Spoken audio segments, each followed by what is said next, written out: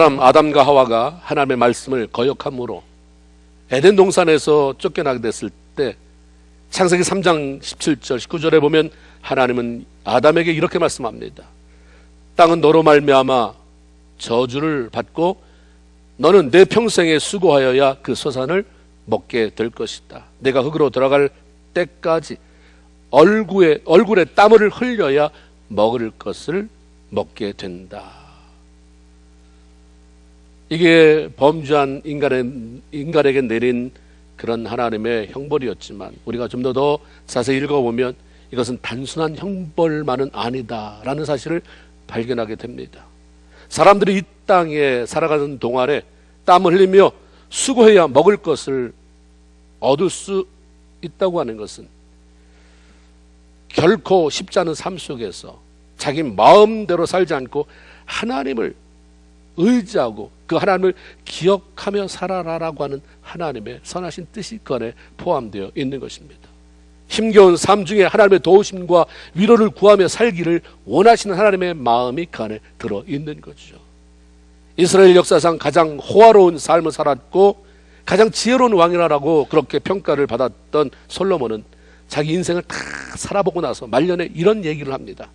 전도서 8장 15절에 이제 내가 희락을 찬양하노니 이는 사람이 먹고 마시고 즐거워하는 것보다 더 나은 것이 이 해 아래는 없다. 하나님이 사람을 해 아래서 살게 하신 날 동안 수고하는 일 중에 그러한 일이 그와 함께 있을 것이다. 사람이 이 땅에 사는 동안 수고해야 먹고 살 수 있는 것은 하나님이 정해 놓으신 것이지만 수고의 결과로 먹고 마시고 쉴 수 있는 시간도 주셨다. 이런 말이죠. 그러므로 수고하는 일로만 인해서 너무 힘들어하고 고통스러워하면서 살지 말고 대신 하나님이 그분 안에서 여러분에게 주신 것들을 마음껏 누려라. 즐겨라. 그러면서 하나님과 동행하는 삶을 살아라라고 하는 말씀이죠. 하나님께서 계획하신 것들이 수고하며 또 살아가는 것이고 그 가운데서 하나님이 허락하신 것을 즐기는 것인데 사람들은 수고하는 것을 싫어해요. 점점 현대로 갈수록 수고를 벗어나 편안한 삶에 안주하고 싶은 게 애나 어른이나 뭐 노인이나 다 똑같죠. 예수 믿는 사람이나 안 믿는 사람이나 추구하는 게 예수 잘 믿어봤으면 보다는 어떻게 하면 이 땅에서 편안한 삶을 살아볼까. 이게 너무 많아요. 하나님은 우리에게 편안이 아니라 평안을 누리는 삶을 말씀하신 것이지 아무 일도 안 하는 편안한 삶을 살아라 이렇게 말씀하지 않은 것입니다. 아무것도 할 일이 없어서 편안하다고 말하는 것은 어쩌면 하나님께서 자신에게 하라고 부탁하신 일들을 외면하고 게으르고 살아가고 있다는 것을 의미하는지도 몰라요. 죽을 때까지 땀 흘려야 된다는데 어느 한순간 우리가 그렇게 나태한 순간이 있을 수 없다는 거죠. 젊었을 때 빨리 일해서 그 다음 뭐예요? 하나님께서 내가 그땐 더 멋진 영적인 땀을 흘려야지 이런 것입니까? 편안하게 놀아야지. 가고 싶은데 맘대로 가고. 하나님의 말씀을 읽어보면 우리가 죽을 때까지 어떻게 살아야 되는지에 대한 그런 블루프린트를 이렇게 설계도를 쫙 해놓으셨어요. 그렇게 보폭이 작더라도 따라가다 보면 가장 안전하게 가장 멋지게 가장 성공적인 인생을 살아가게 되는 것인데 사람이 그걸 다 없애버리고 내 설계도를 거기다 그려놓고 그걸 따라가려다 보니까 너무 힘들어지는 것입니다. 신앙인들이 주님 안에서 주어지는 그걸 평안하는 그 평안함을 추구하는 삶을 살아가면 자꾸 하나님을 바라보게 돼요. 자꾸 하나님께 물어보게 돼요. 왜 평안함이 없습니까? 내가 하나님과의 관계에 뭐가 문제가 있습니까? 그래서 자꾸 하나님과 초점이 맞춰지게 되는데 편안함, 편리함을 추구하다 보면 욕심이 생깁니다. 평안함을 추구하는데 무슨 욕심이 있겠어요? 근데 편안함을 추구하면 자꾸 욕심이 생겨요. 남과 가열하게 경쟁하게 되고 결국은 하나님과 멀어집니다. 여러분 보세요. 평안함을 추구하는 사람은 하나님과 가까워지는데 편안함 추구하는 남보다 더 잘 살고 잘 먹고 더 편하게 살려고 하는 욕심 있는 사람 하나님 앞에 가까이 오는 사람 있나 보세요. 없습니다. 있을 수가 없는 거예요. 그거는. 라멕이라고 하는 사람이 아들을 낳고 이름을 노아라고 지은 이유가 창세기 5장 28절 29절에 나옵니다. 라멕은 182세에 아들을 낳고 이름을 노아라 하여 이르되 여호와께서 땅을 저주하심으로 수고롭게 일하는 우리를 이 아들이 안위하리라 하였더라. 라멕이 아들을 낳았을 때 그 이름을 노아라고 졌는데 그 이름 안에는 안식이다, 휴식이다, 위로다 라고 하는 뜻을 포함하고 있습니다. 하나님께서 내쫓은 범죄함으로 쫓겨난 땅에서 땅을 갈고 땀을 흘리면서 먹고 살기 위해서 살아가는 것이 결코 쉽지 않았던 거죠. 너무 사람을 고달프게 만들고 지치게 만들고, 그런 와중에 라멕은 하나님의 위로가 아니면 살 수 없다는 걸 아는 거죠. 하나님의 위로가 아니면 끊임없이 수고해야 되는데 그 수고 속에 하나님의 위로가, 나를 격려하시고 위로하시고 도와주시는 하나님의 위로가 없으면 살 수 없습니다라고 하는 그 고백, 아들을 낳자 이름 속에다가 자기 그런 갈망을 담아버렸습니다.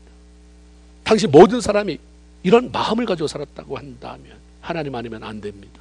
하나님의 위로가 아니면 조금도 살 수 없습니다. 너무 힘들어요. 너무 피곤해요. 너무 고통스럽습니다. 하나님의 위로가 있어야 내가 살 수 있습니다. 이 삶을 지탱해 갈 수 있습니다 라고 했다면 하나님께서 홍수 심판을 계획하실 일이 없었을 거예요. 그러나 모든 사람들이 하나님의 위로보다는 자신의 위로에 대한, 그런 자기의 수고에 대한 위로를 세상에서 찾으려고 한 거죠. 내가 오늘 많이 수고했으니까 나 쉬어야 해. 나 위로받아야 돼. 근데 어디서 위로를 찾습니까, 사람들이? 너 오늘 수고했으니까 하나님 앞에 감사하면서 기도하면서 위로받아라. 이 말 들어와요, 여러분? 아멘입니까? 그렇게 해본 적이 없어서 잘 마음에 안 들어와요. 그죠? 사람이 어디에서 위로를 찾으려고 하는가 보면 그게 그 사람의 영적인 현 주소입니다. 가족들과 더불어 먹고 마시고 즐거워하면서 하나님이 우리 온 가족을 오늘도 지켜주셨다. 일거리 주셔서 수고할 수 있게 하셔서 감사하다. 그게 아니었어요. 그들이 추구한 모든 것들이 세상의 즐거움, 쾌락입니다. 하나님을 멀리하는 거예요. 수고했으니까 난 놀아도 돼. 즐겨야 돼. 그게 다 대표적이에요. 세상의 즐거움입니다. 하나님을 멀리하게 만들어요. 이런 일들이 반복되니까 세상은 걷잡을 수 없이 죄로 물들어져 갔고 황폐해져 갔습니다. 그러니까 하나님이 창세기 6장 5절 6절에 사람의 죄악이 세상에 가득함과 그의 마음으로 생각하는 모든 계획이 항상 악한 뿌림을 보시고 땅 위에 사람 지으셨음을 한탄하사 마음에 근심하셨다. 이건 그때 사람이라고 치고 날 지은 것, 날 만나주신 것, 주님이 내가 너를 만나서 내 자녀 삼은 건 너무너무 잘한 것이다. 내가 너를 직분 맡긴 건 너무 잘한 거야. 내가 너를 성가대원으로 세운 건 난 너무 이거 누구한테나 자랑한다. 안디옥교회 성가대원 바라 다 내가 세웠다. 난 너무 자랑스럽다. 이런 사람인지 후에 막급하다 하며 한심하고 마음에 근심하는 그런 사람인지, 그 다음에 온 게 뭡니까? 하나님으로 근심하게 만들고 하나님으로 한심스럽게 만든 그 세상의 결과는 심판이었어요. 홍수 심판이라고 하는 엄청난 계획을 하신 하나님께서 그 일을 위한 협조자로 선택한 사람이 바로 노아였습니다. 그래서 우리가 왜 노아를 선택했을까는 지난주에 말씀했어요. 그 의롭게 살았으니까. 어떻게 선택했을까? 오늘 한번 여러분 생각해 보자는 거죠. 1절에 보니까 여호와께서 노아에게 이르시되 너와 내 온 집은 방주로 돌아가라. 이 세대에 내가 내 앞에서 의로움을 내가 보았다. 하나님께서 노아를 선택한 이유는 노아가 하나님 앞에서 의롭게 살았기 때문이지만 어떻게 보았나? 거기서는 내가 보았음이라. 이걸 우리가 주의 깊게 봐야 돼요. 거기 하나의 열쇠가 들어있습니다. 하나님이 노아를 주목해서 보셨기 때문입니다. 하나님은 보이지 않는 분이시지만 이 땅에 살아가는 모든 사람의 삶을 개별적으로 아주 디테일하게 자세하게 주의 깊게 살펴보는 분이다, 이런 말씀이에요. 역대하 16장 9절에 여호와의 눈은 온 땅을 두루 감찰하사, 여호와의 눈이 달렸다고 그래요. 물론 비유적인 것이지만 온 땅을 두루 감찰 살펴보사 전심으로 자기에게 향하는 자를 위하여 능력을 베푸시나니. 이런 말씀이 성경에 있습니다. 하나님은 불꽃 같은 눈으로 매 순간순간 매일매일 이 땅 구석구석을 살펴보는데 그 이유가 전심으로 마음을 다해서 하나님을 바라보는 사람을 찾아내서 그에게 능력과 자원을 풀어주기 위함이다 라고 말씀을 기록하고 있어요. 애써봐야 안 되는 일이 얼마나 많습니까? 사람이 마음으로 자기의 길을 계획할지라도 그 걸음을 인도하는 분은 여호와다라고 했어요. 전심으로 하나님을 찾아서 하나님이 그에게 능력을 풀어놓을 때 우리 삶이 열려지는 거잖아요. 예수 믿으면서도 근데 그거 전혀 인정하지 않아요. 머리로는 인정하고 입으로는 인정하는데 삶이 인정을 안 해드려요. 그러니까 하나님이 머리로는 인정해주고 맞다, 네 말이 맞다는데 삶으로는 그 사람의 변화를 안 주는 것입니다. 여러분, 말만 해서 하나님도 말로만 대응하고 삶으로 변화를, 능력을 안 풀어준다고 한다면 얼마나 힘들겠어요. 이게 요한복음 5장 17절에 보면 예수님께서 자신을 반대하는 유대인들에게 이렇게 말씀합니다. 내 아버지께서 지금도 일하시니 나도 일한다. 하나님이 일하신 하나님이에요. 하나님이 하시는 일 가운데 하나는 지금도 끊임없이 인간을 구원하는 거죠. 생명을 살리는 것입니다. 하나님의 이런 일을 위해서 사람을 찾으십니다. 부르십니다. 그리고 이런 훈련을 시켜서 다시 하나님을 보내시는 거예요. 하나님께서 끊임없이 이 땅에 살아가고 있는 사람들을 살피는 중에 바로 노아라고 하는 사람이 눈에 들어온 거죠. 눈에 띈 거예요. 이렇게 하나님 레이더망처럼 이렇게 살펴보죠. 쫙 살펴보면서 그 데이터를 다 가지고 계실 거 아니에요. 노아가 눈에 띈 거예요. 다 썩었다. 심판해야 되겠다. 하는데 반짝반짝반짝 근데 빛이 나. 저거 뭐지? 노아였어요. 그가 의롭게 살아갔다고 하는 것은 악하고 힘든 상황 속에서도 마음을 다해서 하나님을 바라보는 삶을 살아갔다는 의미입니다. 하나님은 이런 노아를 집중적으로 바라보시고 부르셨습니다. 우리가 신앙인으로 놓치지 말고 살아야 할 것들, 아주 중요한 건 하나 있는데 그것은 하나님께서 나와 여러분을 끊임없이 바라보고 계시다는 거예요. 우리가 아무렇게나 사는 건 내 자유입니다. 근데 하나님 바라보세요. 왜 바라보실까? 바라보시고 있다는 거예요. 하여튼간 이걸 알아야 우리가 매 순간 하나님을 의식하는 삶을 살아갈 수가 있게 됩니다. 이런 사실을 무지하거나 그것을 잊어버리고 살아가게 되면 내 마음대로 사니까 그 결과는 하나님을 등지게 되고 이중적이고 위선적이고 그래서 하나님 앞에 책망 받는 자리에 설 수밖에 없는 거죠. 그런데 성경은 하나님만 우리를 그렇게 뚫어지게 바라보는 게 아니라 또 한 존재가 있다고 말해요. 사단도, 우리를 대적하는 그 악한 사단도 사람을 바라보고 찾고 있다고 하는 것입니다. 욥기 1장 7절에 보면 하나님이 사탄에게 이런 걸 물어보세요. 여호와께서 사탄에게 이르시되 네가 어디에서 왔느냐? 이 말은 너 어디 갔다 왔냐? 이런 의미이기도 해요. 사탄이 여호와께 대답하여 이르되 땅을 두루다니며 여기저기 다녀왔습니다. 이렇게 대답을 하잖아요. 욥기에서 다 아시는 거잖아요. 다 보셨으면 거기 그렇게 나와요. 사탄이 인간이 사는 세상을 그렇게 바쁘게 돌아다니는 이유가 뭔가요? 하나님은 안 돌아다니세요. 그냥 바라보시죠. 왜냐하면 하나님은 시공간의 제한을 안 받지만 사탄은 공간의 제한을 받기 때문에 부지런히 여기도 갔다 저기도 갔다가 조직으로 그렇게 움직여지잖아요. 하나님을 대적하고 영적으로 죽이는 자기 일에 필요한 사람을 찾는 거예요. 끊임없이 자기 편을 찾아요. 끊임없이 자기 편. 전심으로 하나님을 향하고 살아가는 노아와 같은 사람이 하나님의 눈에 띄고 들어왔다고 한다면 원망과 불평, 하나님의 말씀에 불순종하고 대적하는 사람은 사단의 눈에 띌 수밖에 없는 거예요. 띄면 그냥 내버려 두겠습니까? 접근하죠. 접근합니다. 온갖 거짓말을 물어다 줘요. 오죽했으면 예수님께서 사탄은, 마귀는 거짓의 아비다. 거짓말을 기가 막히게 했잖아요. 사단을 향해서 문을 열어놓으면 기가 막히게 거짓말 잘하는 사람, 이간시키는 사람이 붙어요. 사단이 보내줘요. 그래가지고 정직한 말은 못 들어요. 하나님의 음성은 못 듣는데 이간시키는 말을 기가 막히게 들어서 화나고 사람하고 관계 다 끊어놔요. 사단이 하는 거고, 이러느라고 사단은 너무너무 바쁜데 그 그물망에 걸리는 예수 믿는다고 하는 사람이 얼마나 많은지 모른다고 하는 것입니다. 그러게 사도 바울이 베드로전서 5장 8절 9절에 근신하라 깨어라 너희 대적 마귀가 우는 사자처럼 두루 다니면서 뭐 할 자를 찾아요? 삼킬 자를 찾는다. 이 삼킬 자의 대상은 예수 믿는 사람이 하나님 안다는 사람. 세상에 있는 사람은 하나님도 모르고 이게 삼킬 대상도 아닌 거예요. 삼킬 자를 찾나니 너희는 믿음을 굳게 해서 저를 대적해라 말씀합니다. 우리 예수 믿는 사람의 목표가 뭐가 돼야 되냐면 사단의 하수인 되지 말고 하나님의 거룩한 군사 되자. 아멘입니까? 아멘 했으니까 다 아시죠? 시작. 네, 사단의 하수인 되지 말고 주의 군사 되자. 네, 이게 우리의 목표예요.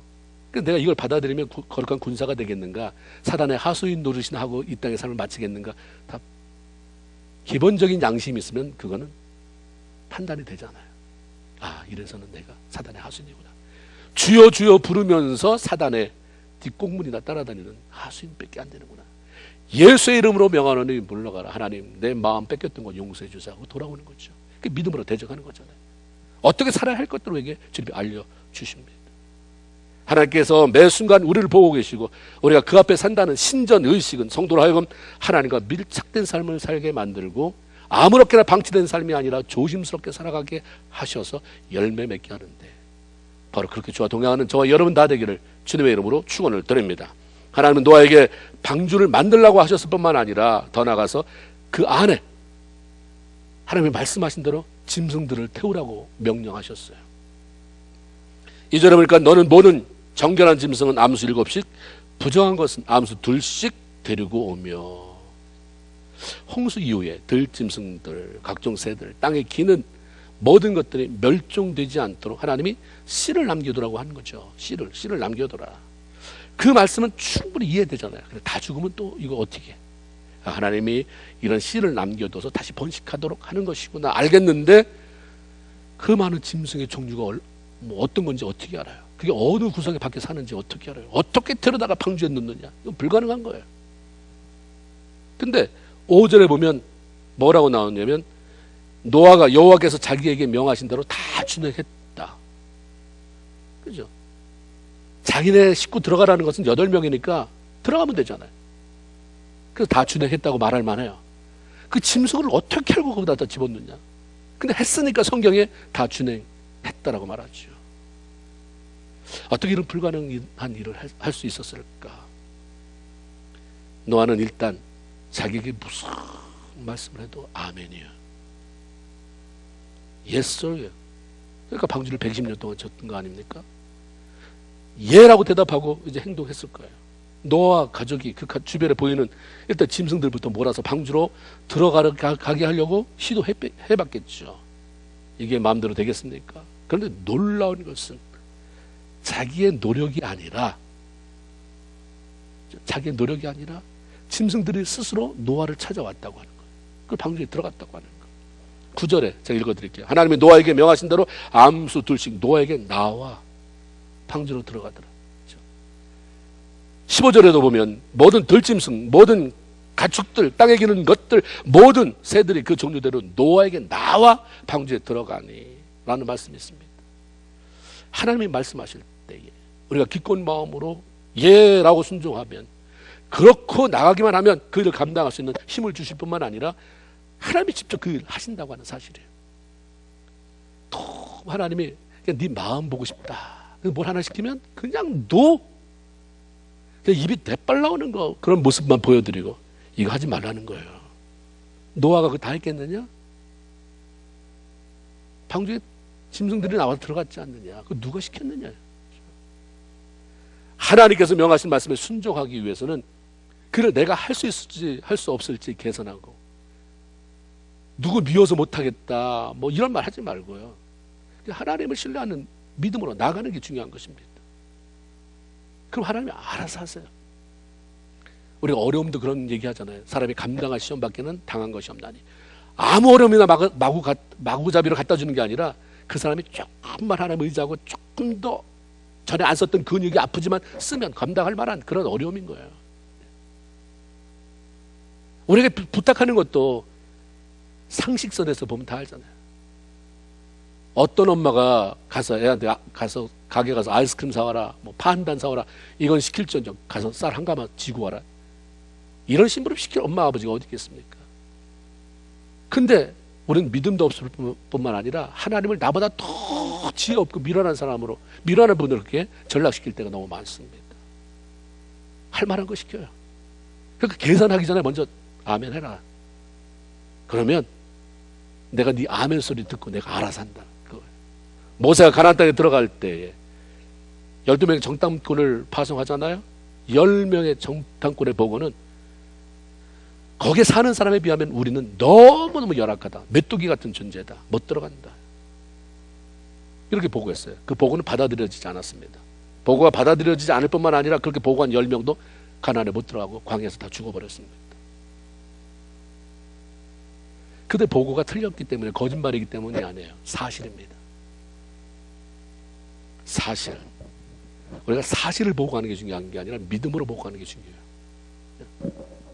나는 거짓말을 못해가지고 사실대로 말하면서 사람 죽이는 사람, 하나님이 칭찬하겠어요? 너무 정직하다. 우리가 이게 지혜인 것입니다. 지혜. 지혜가 없으면 죽이게 돼 있어요. 지혜 없는 여인이 가정을 허문다. 지혜 있는 자의 축원으로 성읍이 흥황하게 되는 것이고, 무지하고 미련한 자의 입술로 그 성이 망한다.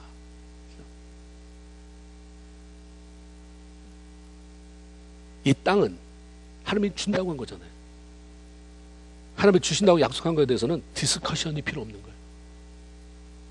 들어갈 수 있다 없다는 내 주관이 아닌 거죠. 이거 준다. 약속했으니까 그 다음에 정탐꾼으로 가서 해야 될 일은, 하나님이 주신다고 했지만 참 힘들다, 우리가 정신 차려야 되겠다, 더 기도해야 되겠다, 거기 있는 사람이 강하다, 우리가 효과적으로 하기 위해서는 어떻게 해야 되겠다, 마음 자세를 어떻게 해야 되겠다, 이런 걸 얘기해야 되는 거죠. 안 된다, 그 얘기를 들으려고 보낸 게 아니거든요. 여러분에게 무슨 사명을 맡겼을 때, 어떤 일을 맡겼을 때 한다 못한다, 이걸 들으려고 하나님 맡긴 게 아니에요.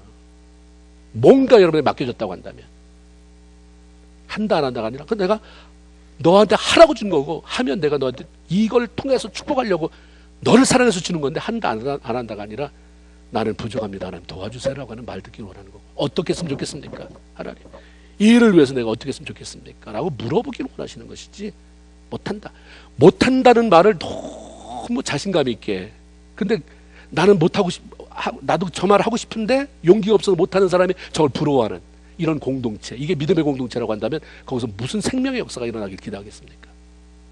그래서 깨어나야 돼요. 아닌 사람은 제껴놓더라도 생명이, 그런 마음이 있는 사람들이 살아나서 분위기를 바꿔가야 되는 거죠. 하나님의 미랄 말씀하잖아요. 다 필요 없어요. 누군가도 하나님 앞에 목숨을 걸고 나는 하나님이 시키는 대로 예쓰고, 그 다음에 모른다, 나는 예쓰고 나가면 하나님이 알아서 하시겠지. 이래서 하나님이 도모하시고 일하시는 것이 성취되는 것을 보여줄 사람이 필요하잖아요. 다 똑같으면 뭘 기대할 수 있겠습니까? 저도 마찬가지고 우리 모두가 마찬가지고 믿는 사람 모두가 마찬가지인 것입니다. 하나님의 명령 앞에서 가장 중요한 것은 말씀에 순종하는 마음을 가지고 움직이는 것입니다. 그럼 하나님이 도와주시고 하나님이 그 일 직접 이루십니다. 창세기 18장 14절에 보면 하나님이 이렇게 말씀하잖아요. 여호와께 능치 못할 일이 있느냐? 난 못할 것이 없는 하나님이다, 이 말이에요.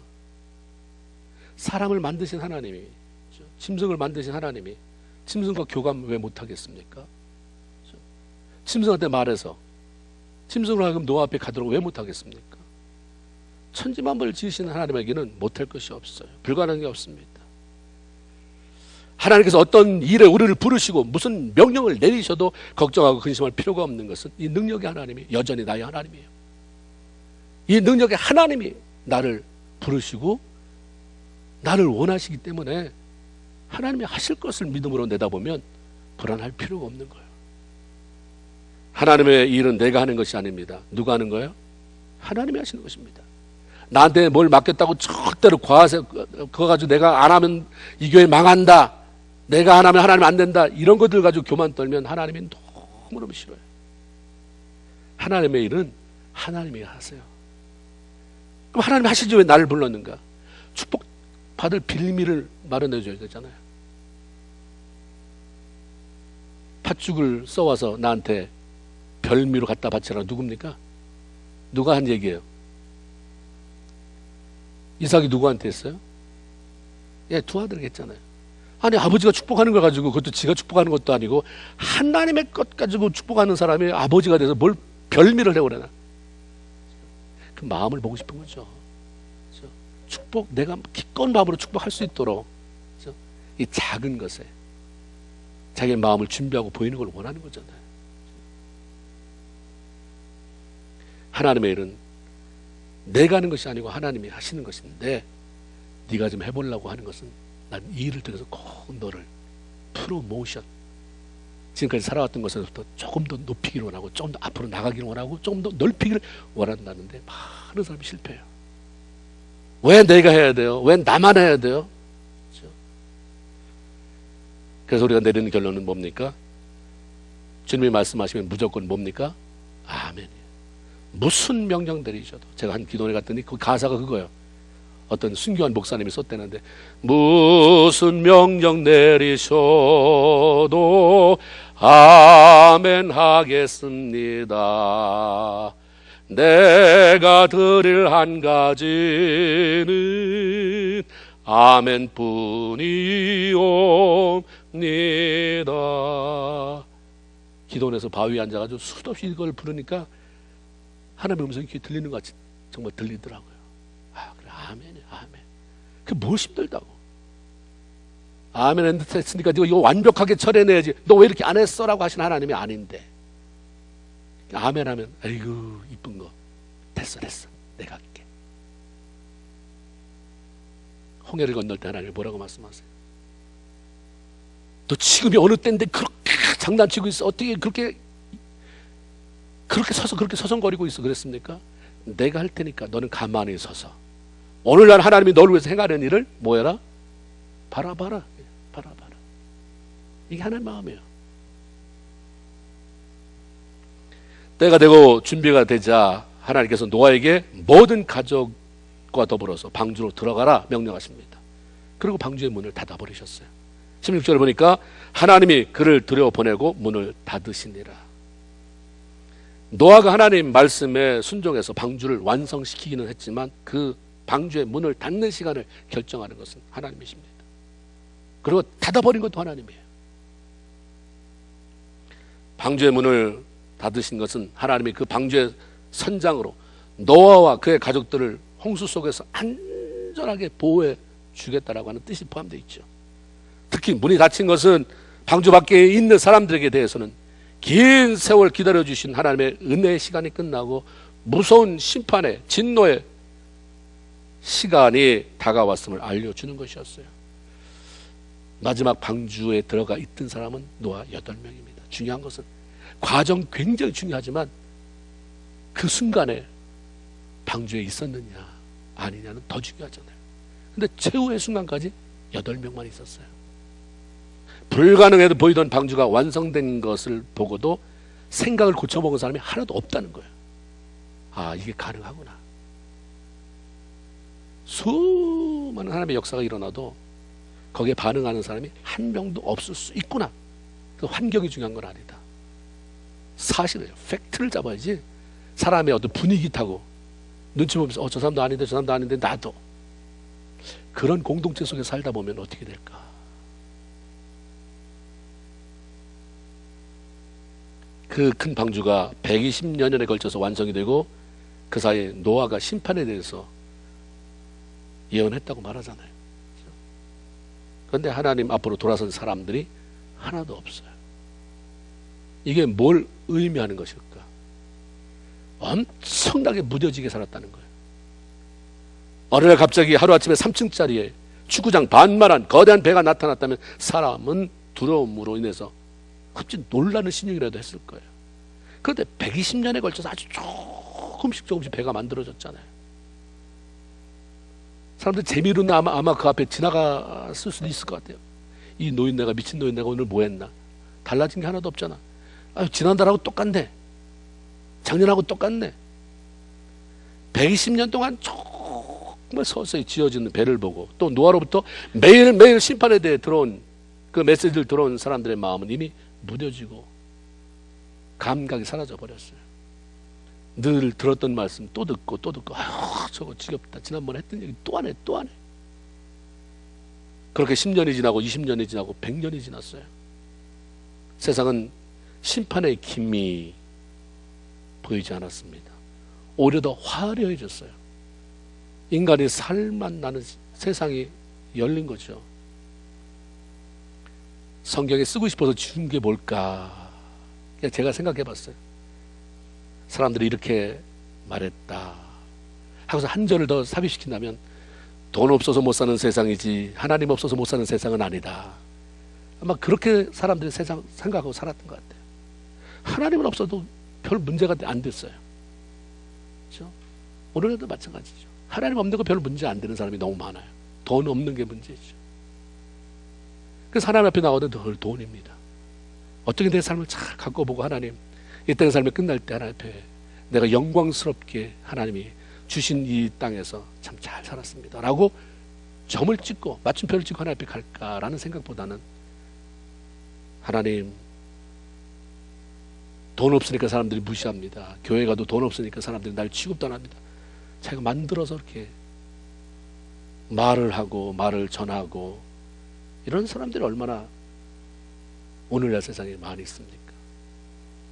세상의 삶으로 하나님에 대해서 무뎌지니까 홍수 심판을 대비한 방주가 점점 커지는 게 안 보여요. 이상하게 안 보이는 거죠. 110년 동안 서서히 커지니까 안 보여요. 하나님이 행하시는 일을 느낄 수가 없었습니다. 이러고 나서 결국 망했잖아요. 망하고 끝이 아니라 신약에 예수님이 이걸 다시 잡아요. 그때 그 사건을 다시 말씀합니다. 마태복음 24장 37절로 39절에 노아의 때와 같이 인자가 다시 올 때도 이렇게 될 것이다.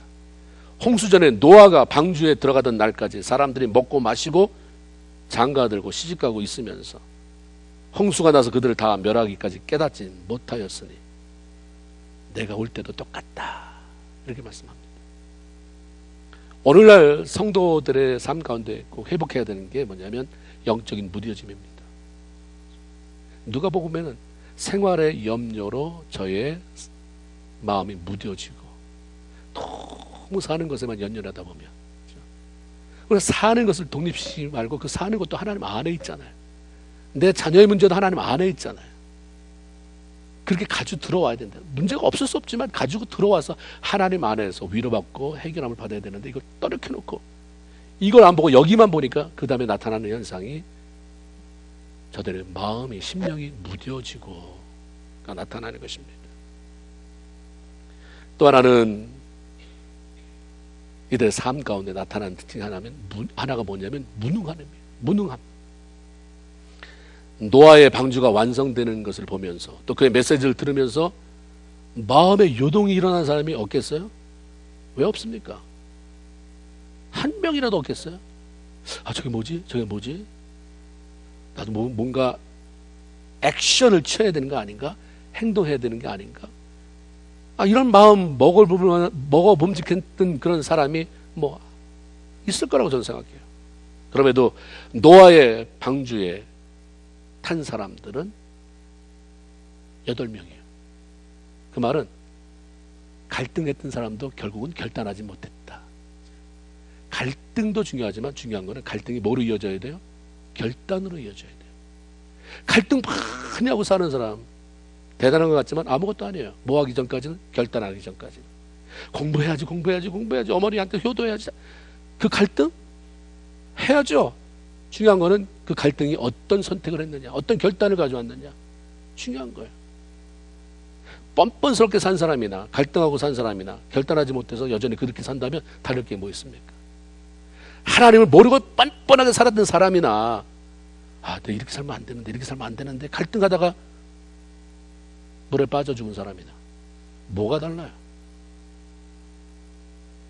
전혀 다르지 않습니다. 하나님을 향해 삶의 방향을 돌리지 못한 사람은 동일하게 그냥 노아 홍수 시대에 다 침몰되고 말았습니다. 하나님은 세상에서 되는 대로 떠내려가는 삶이 아니라 세찬 세상의 흐름에도 불구하고 하나님이 원하시는 방향으로 역류하는 신앙이 되기를 원하세요. 거슬러 올라가는. 세상이 너무나도 세차게 밀어오잖아요. 여러분 잘 버텨내십니까? 직장 문제, 사업 문제, 자녀 문제, 무슨 돈 문제 등등등으로 너무 세차게 밀어오는데 그거 잘 버티고 위로 올라가냐 이 말입니다. 그렇죠? 한 버티고 올라가라고 말씀해요. 그게 널 죽이는 일이라면 사업을 간더라, 직장을 간더라, 뭐 진급하는 것도 때려쳐라가 아니라 그게 정말로 죄 짓는 일과 같이 된다면, 사람을 속이고 사람을 망하게 만드는 거라면 영리에 올라가라라고 하는 거예요. 너 할 수 있다는 거예요. 왜 그렇습니까?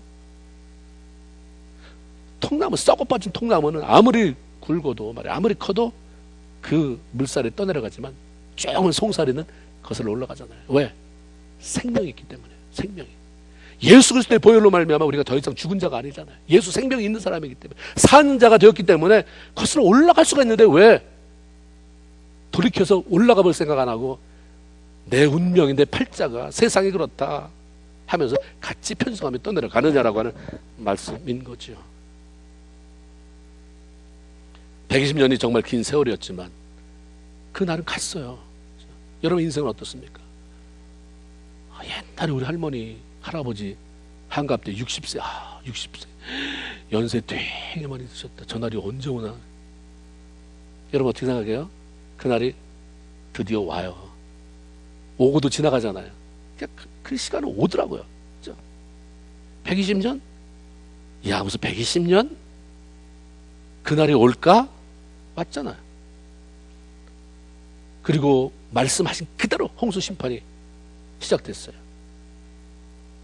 땅에서 솟구쳐 나오고 하늘에서 부어대는 물로 인해서 삽시간에 땅이 뒤덮여버렸고 그 물이 사정없이 휘몰아치면서 건물들을 파괴하고 쓸어가는 걸 보면서 얼마나 두려웠겠어요. 얼마나 무서웠겠어요.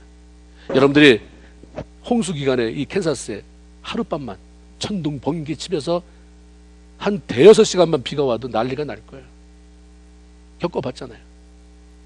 몇 시간 비 왔는데도 불구하고 뭐 자동차가 침수당하고 40일 그렇게 왔대. 40일 밤낮 쓰러지지 않고 비가 왔대잖아요. 그때까지는 두려움을 느낄 만한 사람도 없었겠지만 어쨌든 초창기에 그런 일이 벌어지면서도 얼마나 두려웠겠어요. 하나님을 부르고 노아를 불러보지만 아무 소리 들을 수 없었어요. 아직 배가 떠오르지 않은 상황에 비는 많이 왔죠. 아직 떠오르려면 좀 시간이 걸렸는데 사람들이 배에 겨우 올랐을 것 같아요. 왜냐하면 창문이 있었잖아요. 상중하 3층으로 만들고 거기 각각 창문이 있었으니까 그 두들기려고 뭐 무등을 태우거나 어쨌든 그러면서 개미떼까지 달라붙어서 두들겼는데, 그렇죠?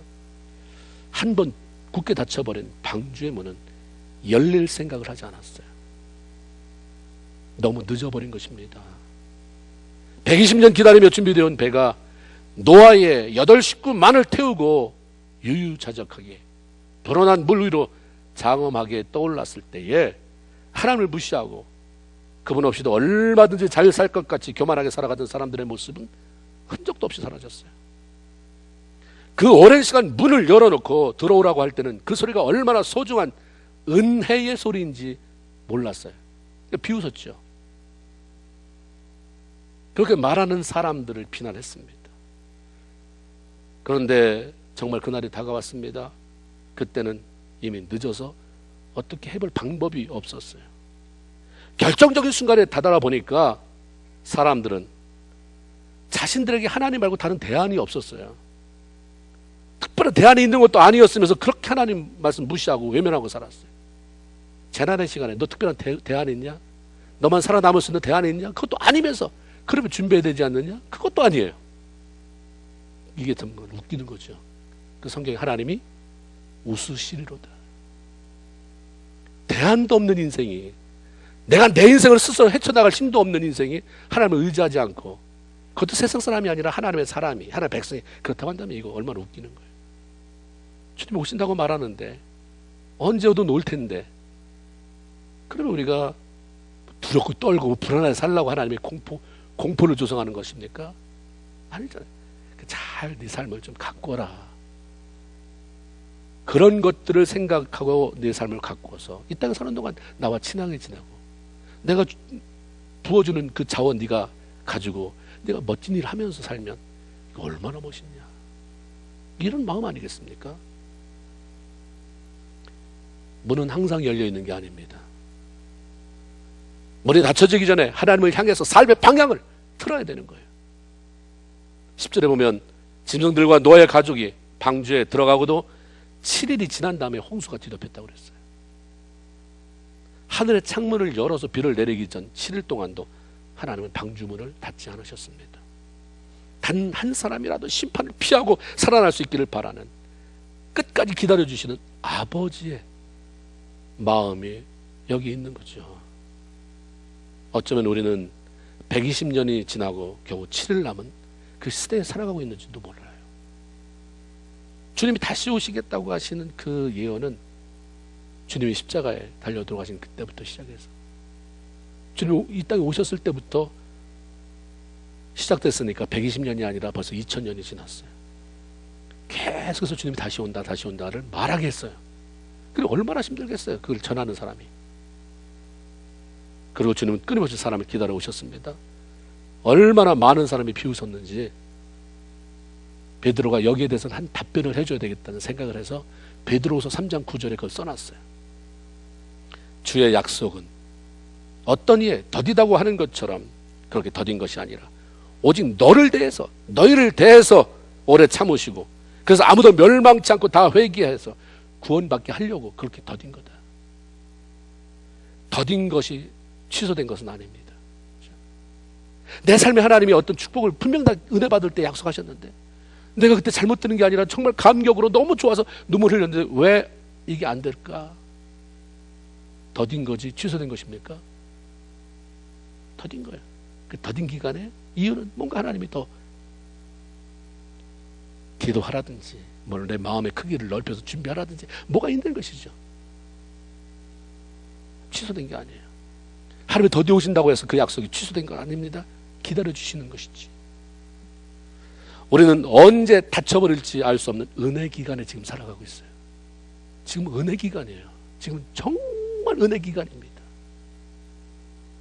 이때 우리가 할 일은 하나님 말씀에 귀를 기울이는 것이고 그분이 원하시는 쪽으로 우리의 삶의 방향을 돌리는 것입니다. 문 닫히기 전에요. 문 닫히기 전에 돌아서고 준비하며 후회할 것이 없는 삶을 살아가는 성도들이 되어서 이 땅에 살아가는 날들이 매일 기쁘고 감격스럽고 하나님을 영화롭게 하는 그 열매를 맺는 저와 여러분 다 되기를 주님의 이름으로 축원을 드립니다. 아멘. 기도하겠습니다. 이 시간 우리